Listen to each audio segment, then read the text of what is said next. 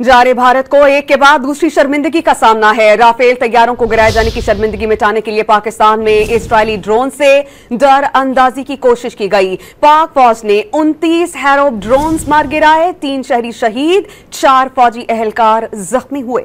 लाहौर, कराची, रावलपिंडी, गोजरावाला, घोटकी और अटक समेत मुख्तलिफ शहरों में आबादियों को निशाना बनाने की कोशिश नाकाम बना दी गई।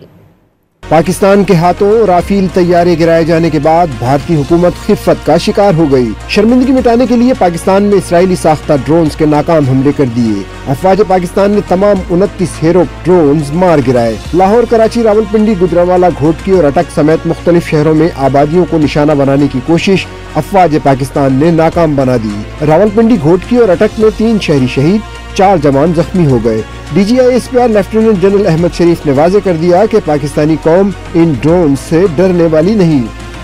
They can't understand कि यहाँ तो लोग हंस रहे हैं, खेल रहे हैं, कूद रहे हैं, अपना कारोबार कर रहे हैं, तो लोगों को परेशान करने के लिए, सोसाइटी में इज़्तिराब डालने के लिए चलो शहरों के ऊपर ड्रोन भेजते हैं।